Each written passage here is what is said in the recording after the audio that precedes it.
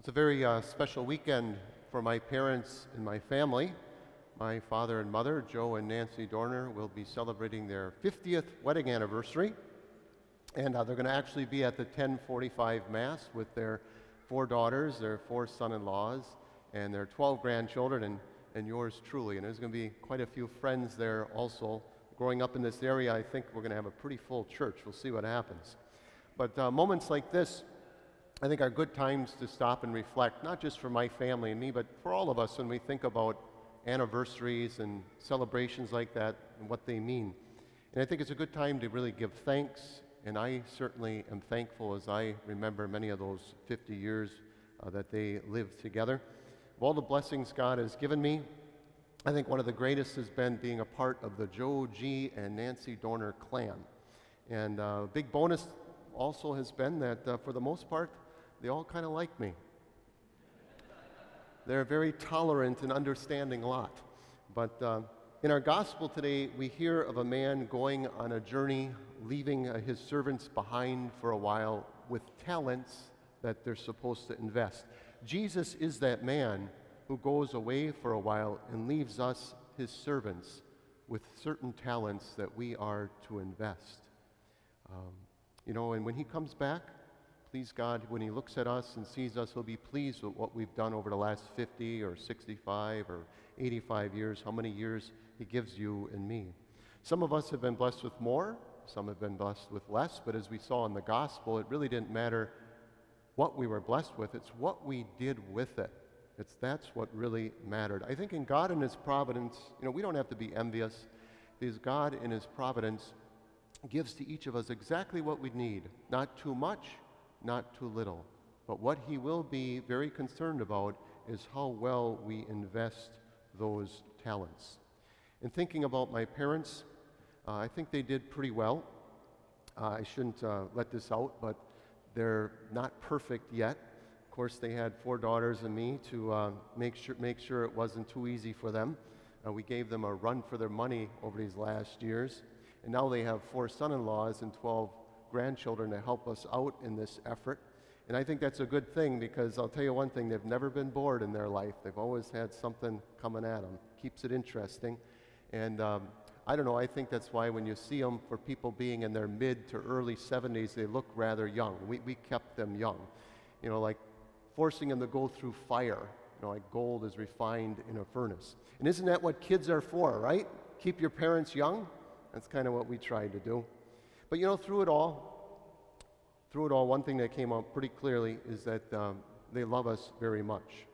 Yeah, I have to admit, my parents, they worry about all sorts of things, like when we start a new business or get a new job, or when I took on these 2 new parishes, or when a grandchild struggles in school. And then, of course, they'll have lots of advice for us, sometimes unsolicited advice, but lots of advice. But I'll tell you what, when we need them, they've been there for us. And I think they've been generous in every form that generosity can take.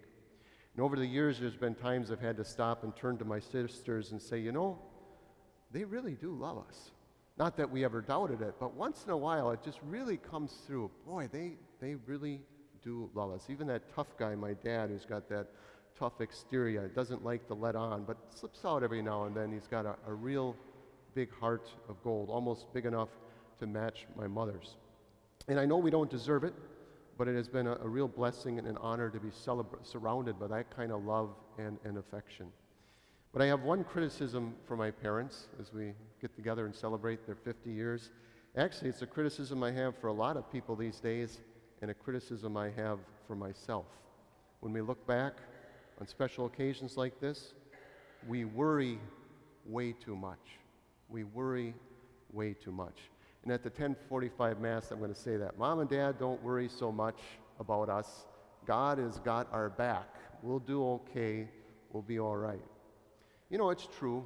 God has given us talents, and he doesn't want us to sit on our backside. He wants us to work hard as if it depends on us. He's not going to bail us out every time. But I don't think he wants us to worry so much. He's with us. He's always there. And if we really believe that, we'd have so much less anxiety and fear. I think worrying is equivalent to burying the talent in fear. And if we listen to the gospel, isn't that what the third servant did? He was so afraid and so worried that he wouldn't do a good enough job that he just buried the talent, and he was paralyzed. Worrying paralyzes us. We don't try, or if we do, we don't try as hard. We don't believe in ourselves when we worry. Or even if we do get by, think of all the joy we miss out on, all the rejoicing in successes that we could experience because we worry so much. Something tells me if that third servant had had the courage to invest that talent, and even if he had lost it, when the master came back, he would have been more happy. He'd have said, well, at least you tried. Here's another talent. I'll let you try one more time. I think what anniversaries are about are remembering that we're not alone, about remembering how God intervened so many times and saved us. He's with us. We don't have to be so afraid. It's a time to remember the wonderful little miracles, the many that he worked in our lives. I remember one story. My mom and dad started their business in Pilsen back in 1966. They bought the garage, and there was a house that came with it, but the house was a real disaster, and it really needed a lot of work. And there was no money for that, and they were busy trying to get the business going. And Laura Etienne, my grandma, came in and looked at the house, and as the story goes, she wept. Now, Laura and Louis Etienne were hardworking farmers, and as the story goes, Laura marched home and said to Grandpa Louis, listen, I'll do all the milking. I think it might have been for a whole month, I'm not sure. But you get over there and you fix their house. And my grandpa was a master carpenter, and he worked hard and probably taught his son-in-law a few things about woodworking, because my dad's pretty good at it now too. But my mom and dad were so busy with the business, they had very little time for that. But Louis was there practically for a whole month to get that house fixed up, something nice for us to grow up in. And that's just one of probably hundreds of stories of how God intervened to protect and guide my parents over these 50 years. And I would encourage everyone here, when you're tempted to worry or be afraid, as we all are, take time to remember all the wonderful people God brought into your life to protect you, to help you, to guide you, and then you and I won't be so afraid. You know, the Jews have an ancient creed, and their creeds are a little bit different the way I see it from ours. Our creeds are very important. They're doctrinal. I believe in one God. I believe in Jesus Christ. I believe in the Holy Spirit. I believe in one holy Catholic Church. I believe in the resurrection of the dead and life eternal. Those are good. That's a good creed. But the Jews also had a creed where it was like a recitation, a repeating of all the wonderful stories of how God saved them throughout their lives. And one of my favorite comes from Deuteronomy 26. It goes something like this. I'm going to kind of tweak it. My father was a wandering Aramean, and he went down into Egypt poor, a small family, and they were aliens there. And yet there God built them up to be a great and mighty nation. And then the Egyptians oppressed us and enslaved us, and we cried out to God.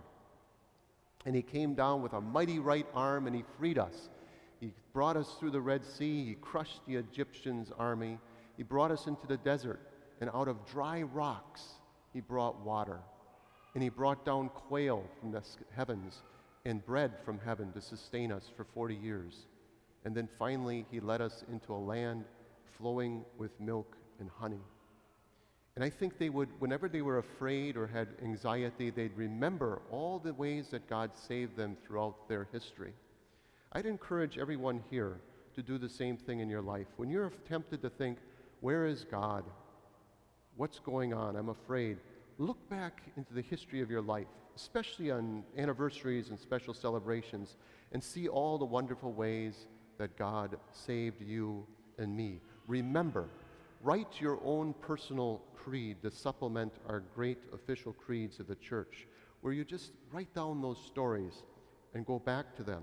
And as you go through those stories where God saved you, give God praise and thank him. And then if we do that, I'm convinced we will celebrate life and not worry about life. We will live life rather than stifle life. Hard times may come, but if they do, one thing we'll know is that we won't be alone.